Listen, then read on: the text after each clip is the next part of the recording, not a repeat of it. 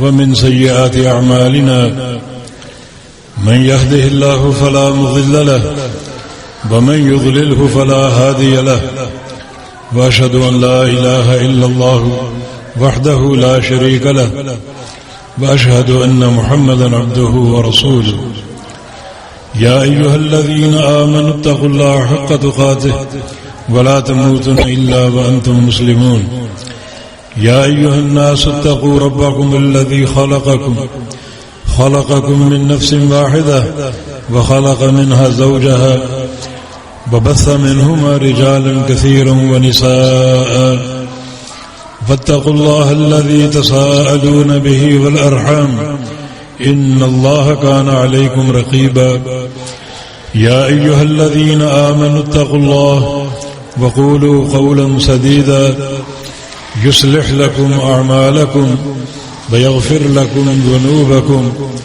ومن يطع الله ورسوله فقد فاز فوزا عظيما أما بعد فإن خير الحديث كتاب الله وخير الهدي هدي محمد صلى الله تعالى عليه وسلم وشر الأمور محدثاتها وكل محدثة بدعة وكل بدعة ضلالة وكل ضلالة في النار من يطع الله ورسوله فقد رشد واهتدى ومن يعص الله ورسوله فقد ضل وغوى اللهم صل على محمد وعلى آل محمد كما صليت على إبراهيم وعلى آل إبراهيم إنك حميد مجيد اللهم بارك على محمد وعلى آل محمد كما باركت على إبراهيم وعلى آل إبراهيم إنك حميد مجيد سبحانك لا علم لنا إلا ما علمتنا إنك أنت العليم الحكيم رب اشرح لي صدري ويسر لي أمري واحلل عقدة من لساني يفقه قولي أعوذ بالله من الشيطان الرجيم من همزه ونفخه ونفثه بسم الله الرحمن الرحيم يا أيها الذين آمنوا اتقوا الله وكونوا مع الصادقين اللہ رب العزت نے اس مقام پر اہل ایمان کو خطاب فرمایا ہے اور دو حکم ارشاد فرمائے ہیں یا ایھا الذین آمنوا اے وہ لوگو جو ایمان لا چکے ہیں جو ایمان لانے کا دعویٰ کر چکے ہیں اتقوا اللہ اللہ تعالیٰ سے ڈر جاؤ تقوی اور پرہیزگاری اختیار کر لو تقوی اور پرہیزگاری کا سیدھا سا معنی یہ ہے کہ ہر وقت اللہ تعالیٰ کی نگرانی کا تصور ہو ہر وقت یہ تصور دل و دماغ میں قائم رہے کہ اللہ تعالیٰ دیکھ رہا ہے لہذا میں اس کی کوئی نافرمانی نہ کروں اور کسی گناہ کا ارتکاب نہ کروں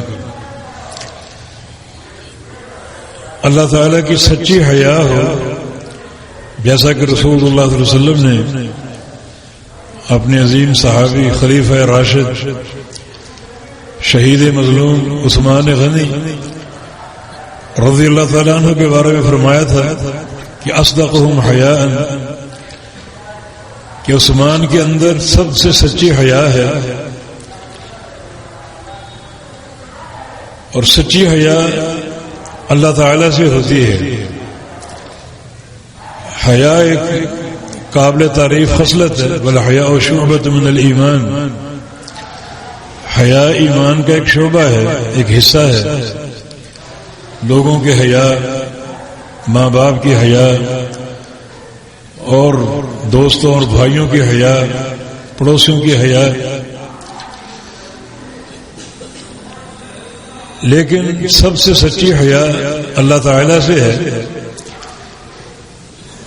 کوئی بندہ دیکھ رہا ہو تو آپ کسی گناہ کا ارتکاب نہیں کرتے اس کی حیا کی بنا پر، تو اللہ تعالیٰ تو سب سے زیادہ مستحق ہے کہ اس کی حیا کی جائے، اور وہ ہر وقت دیکھ رہا ہے، ہر بات کو سن رہا ہے، تنہائی ہو یا مجلس ہو، گھر ہو، مسجد ہو، بازار ہو، سفر ہو، حضر ہو، اللہ تعالی ہر وقت دیکھتا ہے اور نگرانی کرتا ہے۔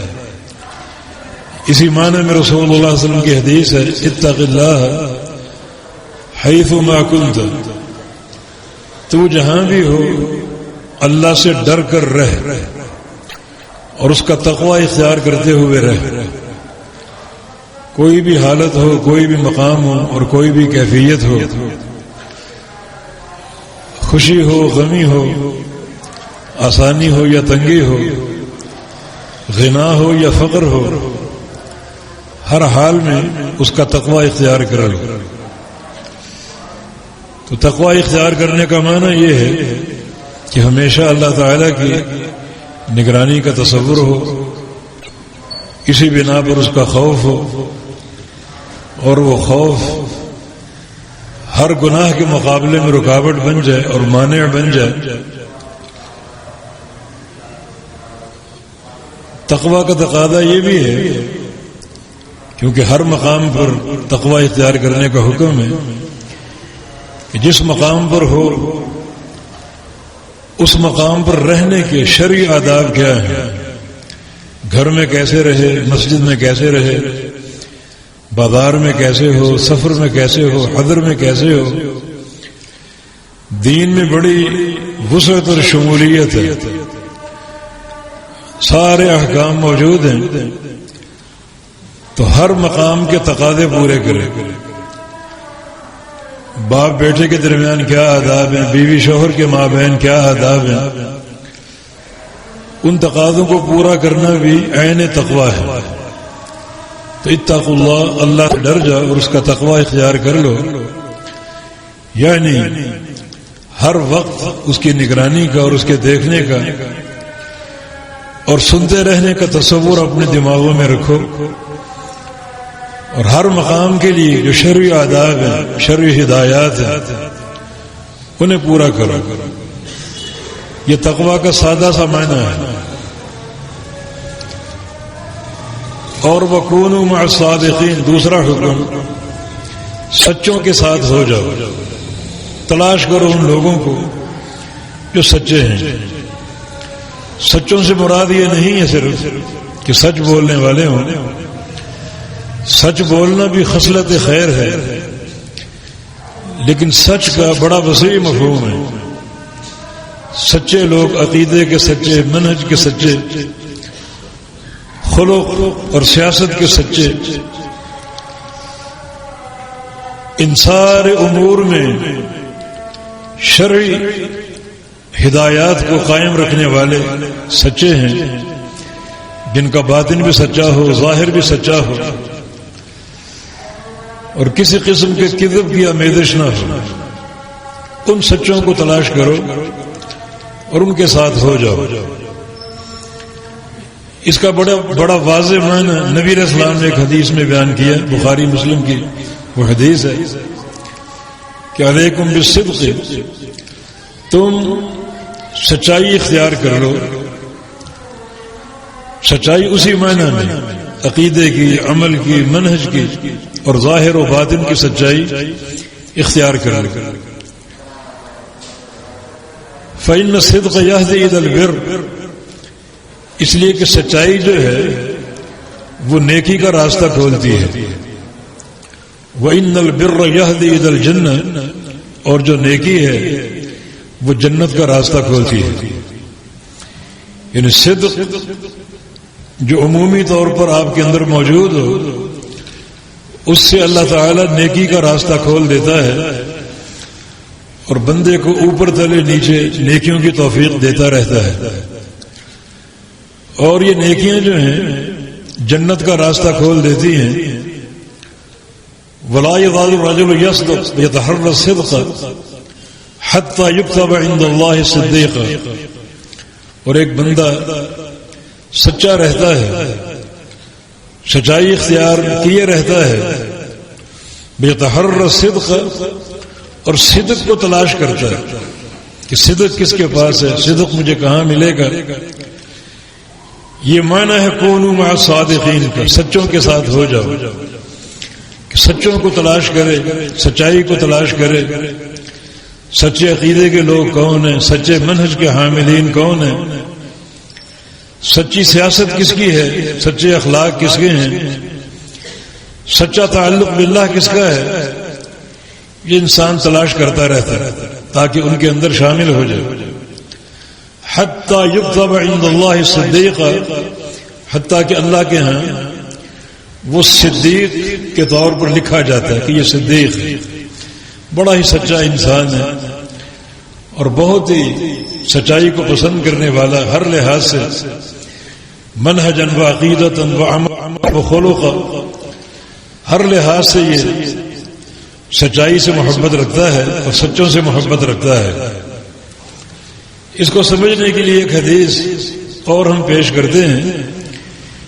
بنی اسرائیل کے ایک شخص کا واقعہ ہے، آپ نے وہ ہزاروں بار سنا ہوگا، جس نے 99 قتل کر رکھے تھے اور پھر اس کو توبہ کا خیال آ گیا.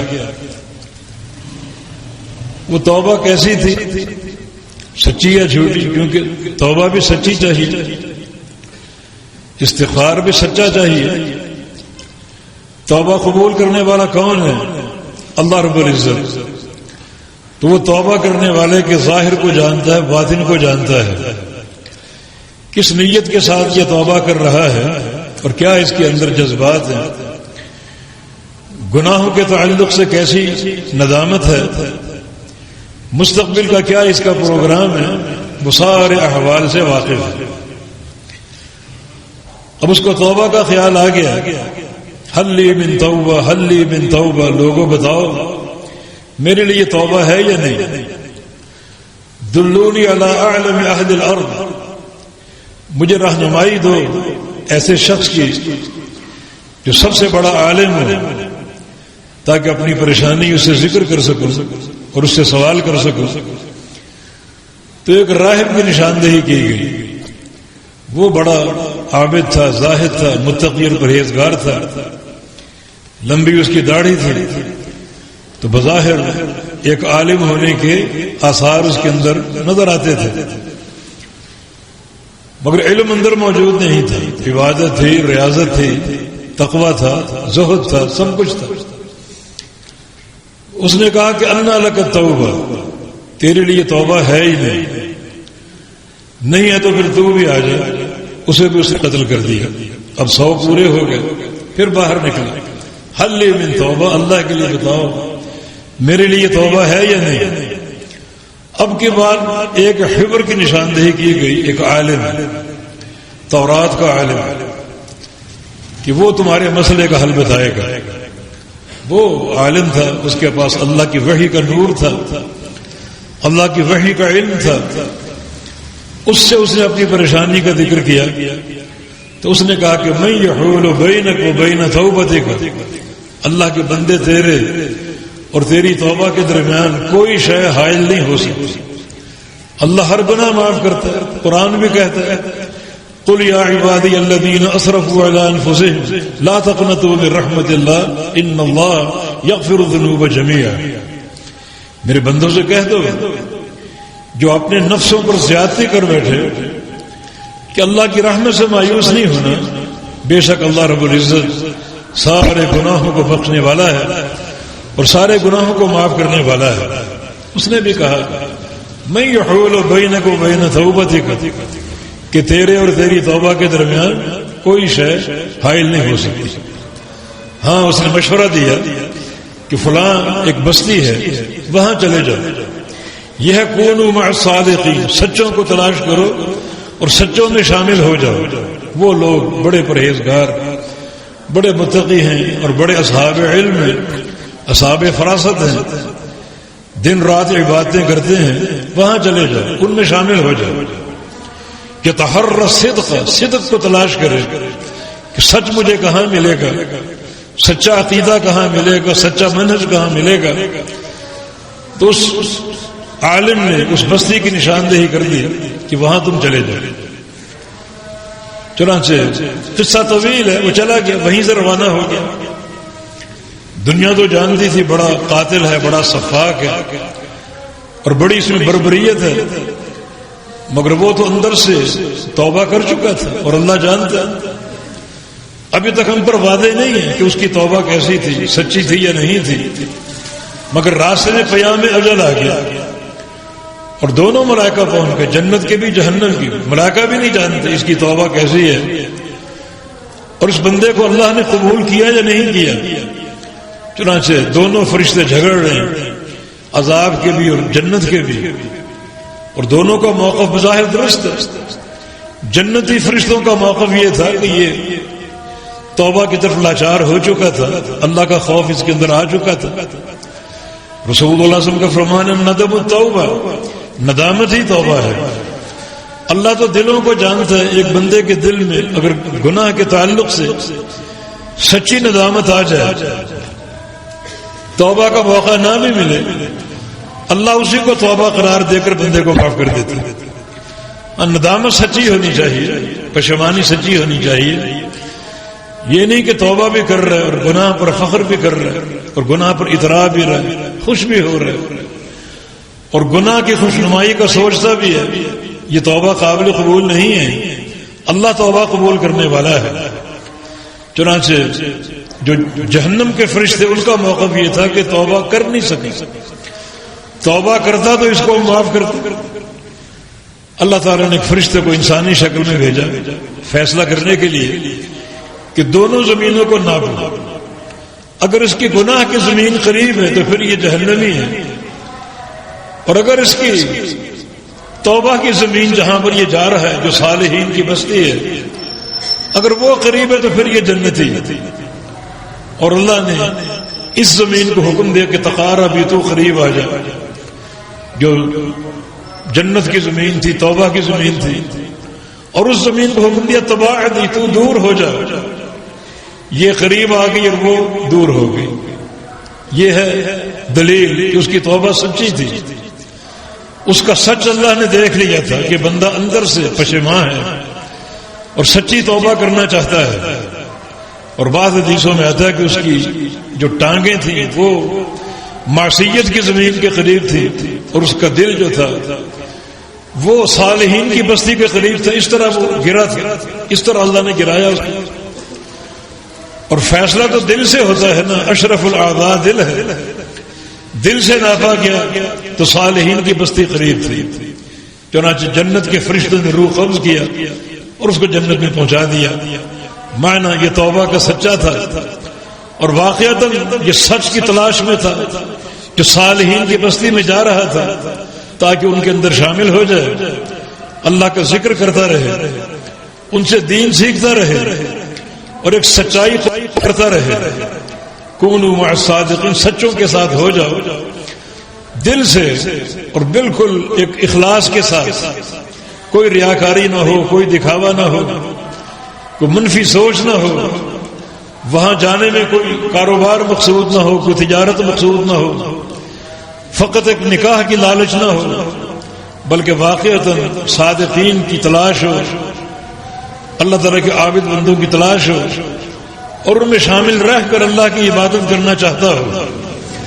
تو یہ شخص جس کو ایک عالم نے مشورہ دیا کہ تم صالحین کی بستی میں چلے جاؤ، اور وہ روانہ ہو گیا، توبہ کا سچا تھا، جو اس کا قصد تھا کہ اس بستی میں چلا جائے اور صالحین میں شامل ہو جائے، وہ بھی سچی تھی اور اللہ نے قبول کر لیا۔ تو کونوا مع الصادقین، سچوں کے ساتھ ہو جاؤ۔ ایک انسان سچا ہے، سچا رہتا ہے، یتحرى الصدق، اور صدق کو تلاش کرتا ہے، سچائی کو تلاش کرتا ہے کہ سچے عقیدے کا کون ہے، سچے منہج کا کون ہے، اور اس کے ساتھ وہ ہو جاتا ہے۔ تو سچوں کو تلاش کرنا چاہیے۔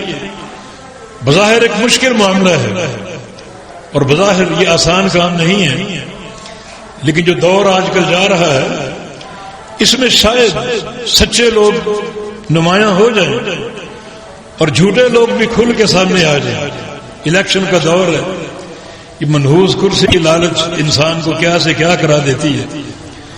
کسی دور میں خان صاحب غیر اللہ کو سجدہ کرنے کو شرک قرار دیتے تھے، لیکن اس کرسی کی خاطر اور نہ جانے کس کس چیز کی خاطر وہ سجدہ کر بیٹھے ایک مزار پر.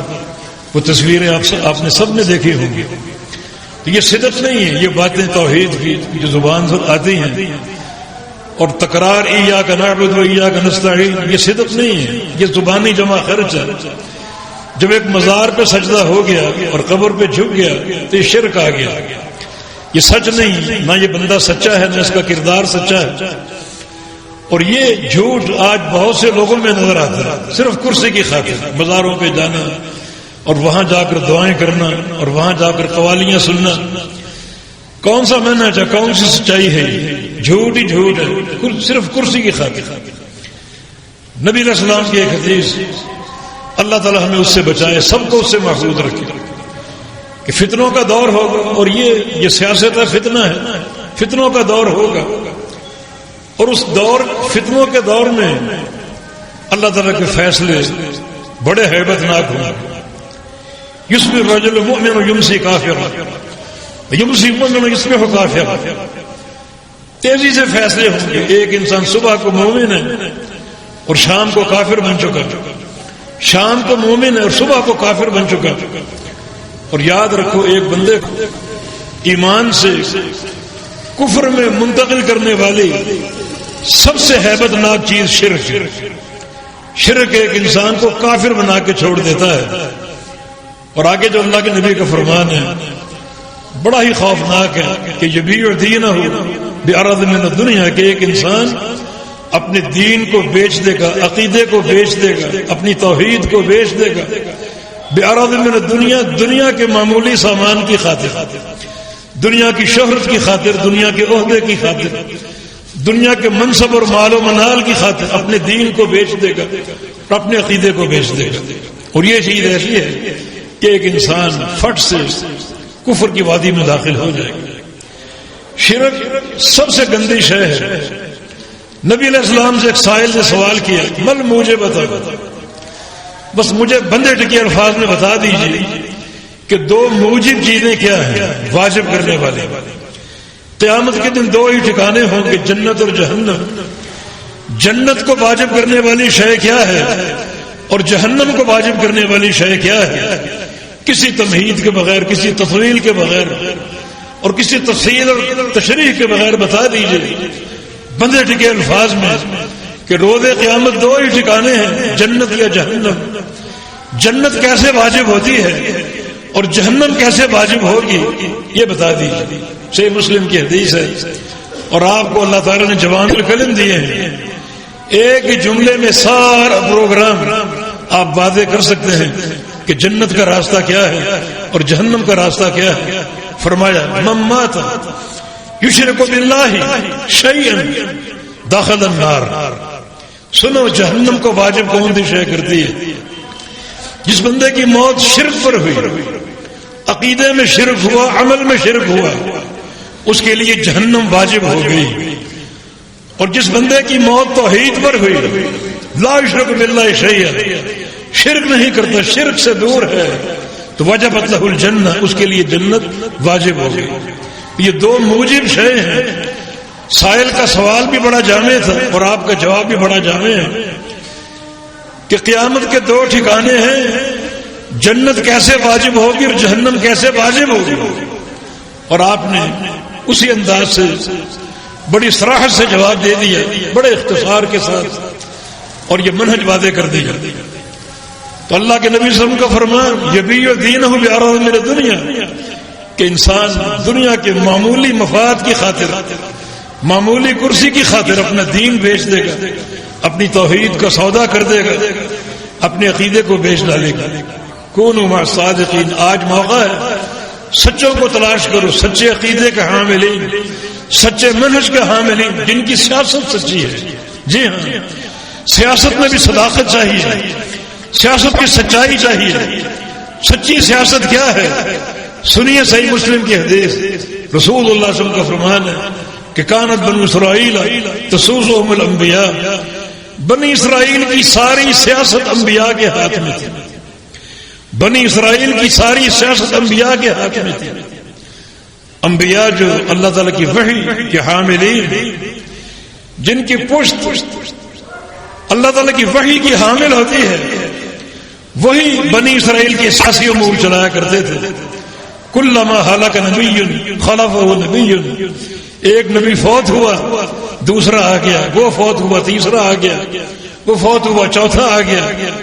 تو سیاسی نظام بنی اسرائیل کا انبیاء کے پاس تھا، اور انبیاء کی سیاست شرعی ہوتی ہے۔ شرعی سیاست کیا ہے؟ شرعی سیاست یہ کہ بندے کی یہ سوچ نہ ہو کہ اقتدار میرا ذاتی ہے، کرسی میری ذاتی ہے، اقتدار آگے جو چاہے کروں، پھر موجے ہی موجے ہیں، جیسے چاہے اپنا کردار پیش کروں، جو چاہے کروں، سفاکیت ہو، بربریت ہو، زناکاری ہو، حرام خوری ہو، جو مرضی کروں، اب میں اس کرسی کا مالک ہوں بلا شرکت غیر۔ یہ شرعی سیاست نہیں ہے۔ شرعی سیاست یہ ہے کہ بندہ کرسی پر بیٹھتے ہی اللہ کے نظام کو قائم کرے اور چپے چپے پر اس کی توحید کو نافذ کرے۔ اقتدار انسان کا نہیں ہے، اقتدار شخصی نہیں ہے کہ اگر مل جائے تو لڈو بانٹتے پھرو، مٹھائیاں بانٹو اور بھنگڑے ڈالتے پھرو۔ اقتدار اللہ کا ہے۔ یہ تو ایک حساس شے آپ کو دے دی گئی، بڑی کڑی ذمہ داری آپ کو دے دی گئی۔ من تولى القضاء فقد ذبح بغیر سکین، جسے منصب قضاء دے دیا گیا وہ کند چھری کے ساتھ ذبح کیا جاتا ہے۔ چھری تیز نہیں بلکہ کند ہے، تیز ہو ایک ہی بار چل جائے اور جان چھوٹ جائے۔ کند چھری نہ چلے گی نہ پھرے گی نہ گردن کاٹے گی، وہ چھری چلتی ہی رہے گی اور بندہ تکلیف میں ہی رہے گا۔ ایک قضاء کا محکمہ صرف، اور جہاں پر وزارت عظمیٰ ہو اور پوری مملکت کی ریاست ہو اور پوری مملکت کی سیادت ہو، تو کتنی کڑی ذمہ داری ہے اللہ رب العزت کی توحید کو قائم کرنا اور اس کے پیارے نبی کی شریعت کو قائم کرنا۔ یہ سیاسی نظام ہے۔ اس کے بعد رعیت میں عدل ہو، یہ سیاسی نظام ہے۔ تو یہ سارا اقتدار اللہ رب العزت کا ہے۔ تو فرمایا کہ بنی اسرائیل کی سیاست انبیاء کے ہاتھ میں تھی۔ اب بنی اسرائیل چلے گئے، انبیاء کا سلسلہ بھی ختم ہو گیا۔ انا خاتم النبیین، میں اللہ کا آخری نبی ہوں اور میرے بعد کوئی نبی نہیں آئے گا۔ تو اس سیاست کا والی کون ہوگا، اسے سنبھالنے والا کون ہوگا؟ انبیاء کا سلسلہ تو بند ہو گیا اور موقوف ہو گیا۔ یہ نبی علیہ السلام کی ایک اور حدیث، العلماء ورثۃ الانبیاء، اللہ تعالیٰ نے علماء کو انبیاء کی وراثت دے دی۔ جو ذمہ داری انبیاء کی تھی بنی اسرائیل کے، اب وہ ذمہ داری اس امت کی علماء کی ہے کہ وہ اس امت کے سیاسی نظام کو چلائیں، توحید پر قائم رہیں، توحید کو قائم رکھیں۔ لیکن ایک بندہ توحید کو بیچ ہی ڈالے، عقیدے کا سودا ہی کر دے، دین کو بیچ ہی ڈالے، وہ کیا سیاست چلائے گا اور کیا سیاست سمجھے گا؟ وہ کونوا مع الصادقین، سچوں کے ساتھ ہو جاؤ، یہ سچائی نفع دے گی اور سچائی ہی کام آئے گی۔ سچے دوست ہوں، سچے عقیدے کا حاملین آپ کے ہم نشین ہوں اور آپ کے اہل مجلس ہوں، وہی چیز آپ کو نفع دے گی۔ اور اگر جھوٹے ہیں تو جھوٹی دوستی، جھوٹی مجلس انتہائی نقصان دہ ہے اور انتہائی خطرناک ہے۔ جھوٹی دوستی کی ایک مثال ابو طالب کی ہے، جس کے دوست ابو جہل جیسے، عتبہ اور شیبہ جیسے۔ جب بستر مرگ پہ پڑا ہوا ہے اور اللہ کے پیغمبر کو خبر دی گئی ابو طالب فوت ہونے والا ہے، آپ بھاگے بھاگے پہنچے۔ بڑی خدمت کی تھی ابو طالب نے کہ اس کو دعوت دوں توحید کی، کلمے کی۔ جب وہاں پہنچے تو صنادید قریش سے کمرہ بھرا ہوا تھا، لوگوں نے آگے بڑھنے کی جگہ ہی نہیں دی۔ تو آپ کمرے کی چوکھٹ پر کھڑے ہیں، یا عمی قل لا الہ الا اللہ، چچا لا الہ الا اللہ پڑھ لو، لا اللہ پڑھ لو، توحید قبول کر لو۔ لیکن نہیں، دائیں بائیں جھانک رہا۔ اور جھوٹی دوستی، گندی اور غلیظ دوست۔ اترغب عن ملت عبد المطلب، ابو طالب خیال رکھنا، موت سے قبل اپنے دادا اپنے باپ عبد المطلب کی ملت سے انحراف اختیار کر لو گے، بغاوت اختیار کر لو گے، بڑا طعنہ ہوگا تم پر اور تمہارے خاندان پر کہ مرتے ہوئے باپ دادا کا دین چھوڑ دیا۔ نبی علیہ السلام حتیٰ کے قریب پہنچ گئے کہا کہ قل فی اذنی، میرے کان میں لا الہ پڑھ دو، میرے کان میں کوئی نہ سنے، بس میرے آپ کے درمیان یہ بات ہو. وحاج لک بہ عند ربی یوم القیامہ، قیامت کے دن رب تعالیٰ کے دربار میں اس کلمے کو حجت بنا کر آپ کو بخشوانے کی کوشش کروں گا اور آپ کی شفاعت کی کوشش کروں گا. لیکن نہیں، آخری الفاظ انا علی ملت عبد المطلب، میں عبد المطلب کے دین پر ہوں، عبد المطلب کی ملت پر ہوں. یہ اس کا آخری کلمہ تھا جو پڑھ کر دنیا سے چلا گیا. وجہ یہ گندی دوستی، یہ نحوستیں.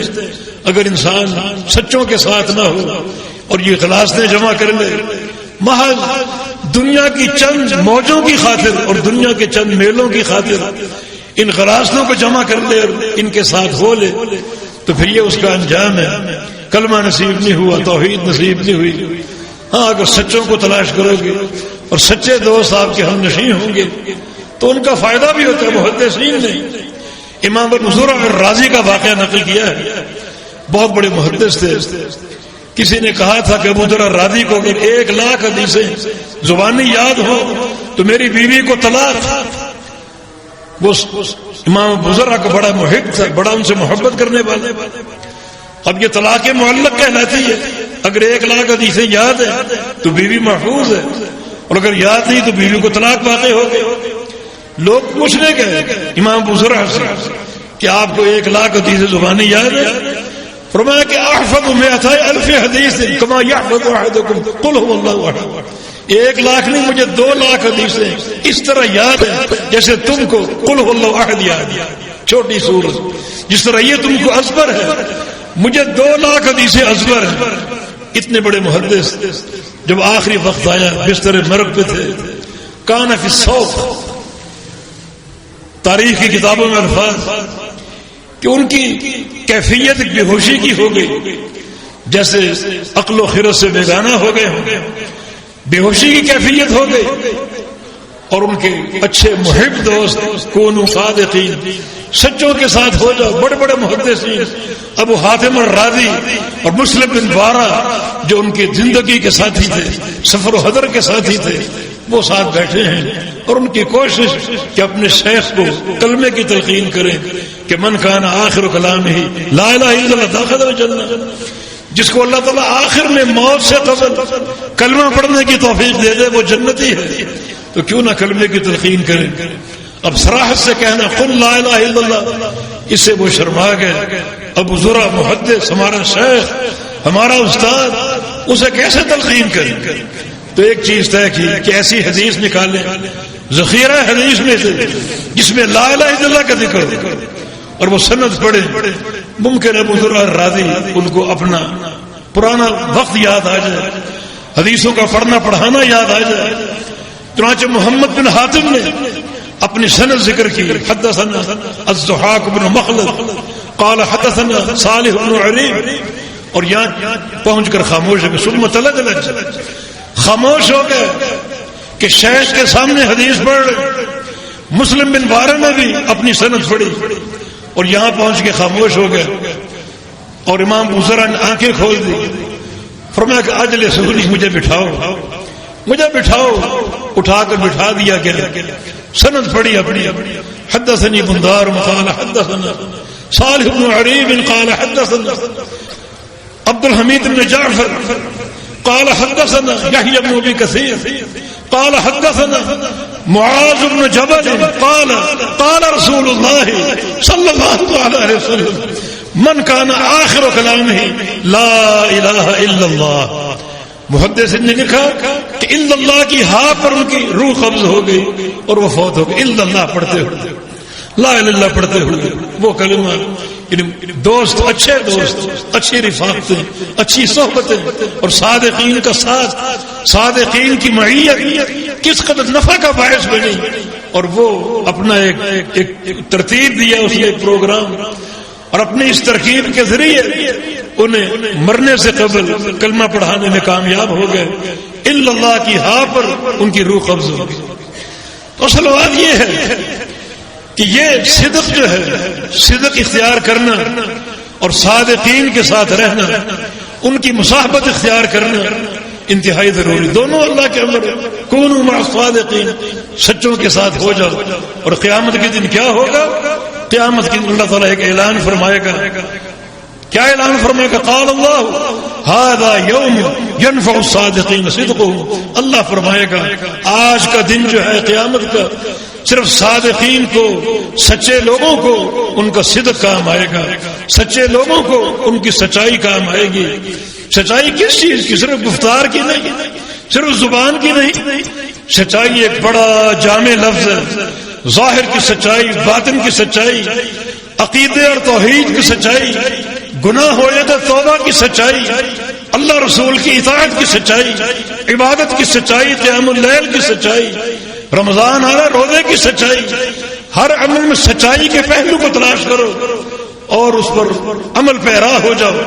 ھذا یوم ینفع الصادقین صدقهم. آج کا دن جو ہے صادقین کو ان کا صدق کام آئے گا، وہی کامیاب ہوں گے. لہم جنات تجری من تحت الانہار.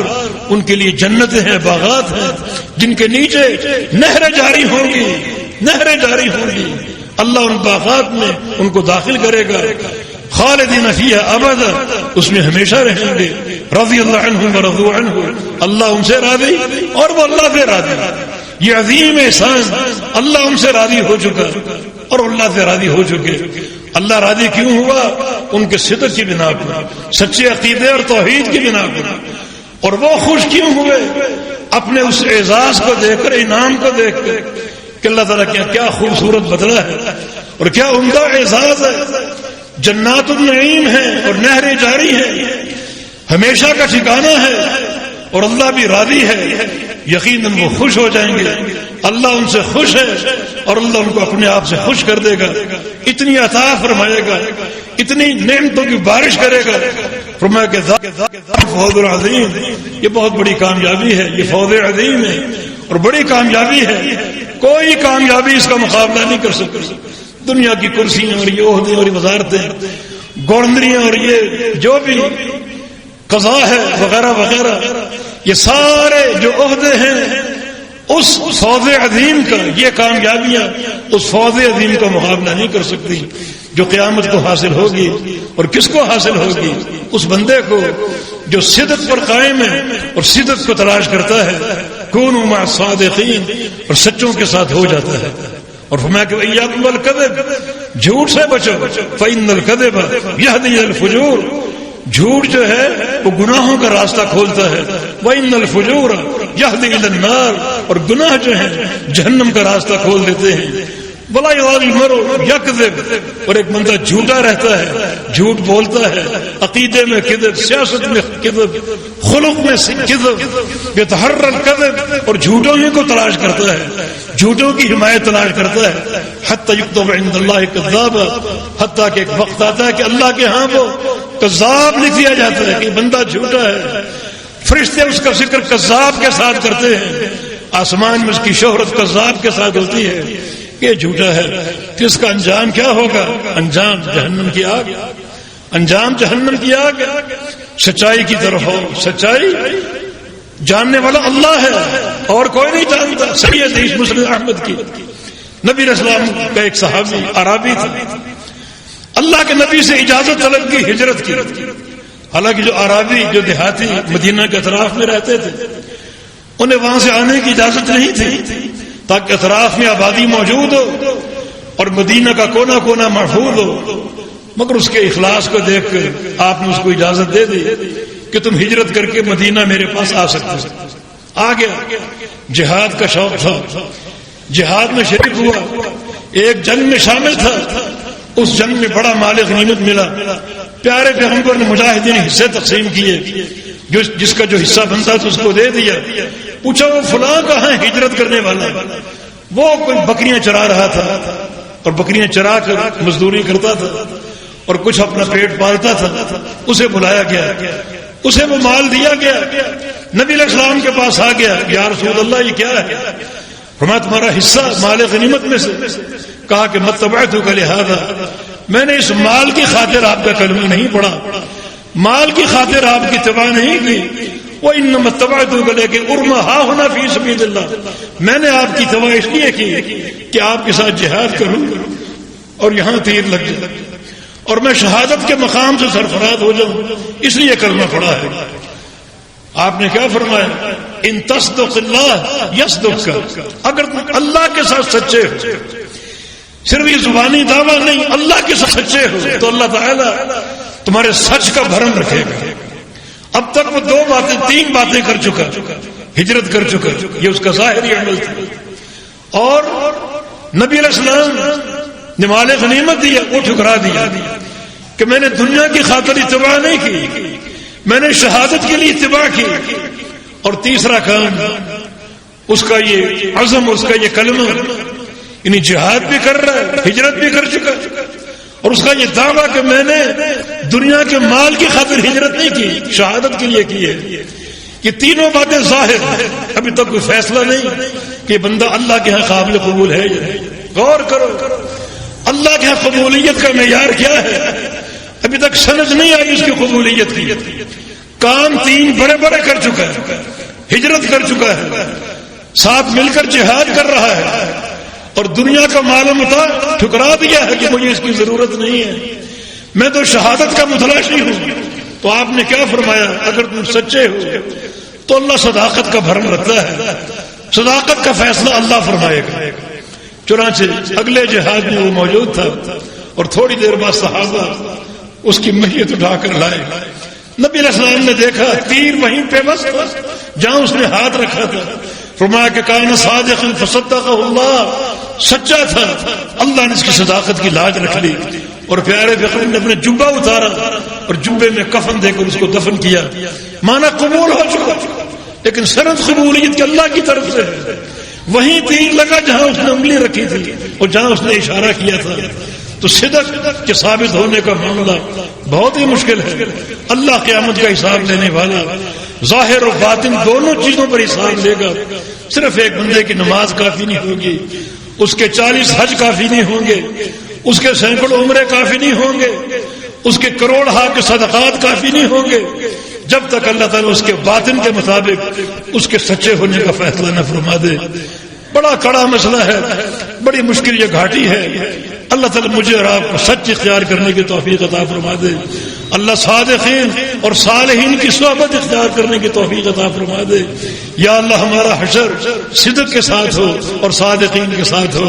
الہ العالمین ہمارا ظاہر و باطن یکساں ہو تیری توحید کے ساتھ، تیری محبت کے ساتھ، تیرے پیارے پیغمبر کی محبت کے ساتھ، اور یہ صدق جو ہے وہ قیامت کے دن نجات کا باعث بن جائے۔ اقول قولی ھذا واستغفر اللہ لی ولکم واخر دعوانا ان الحمد للہ رب العالمین۔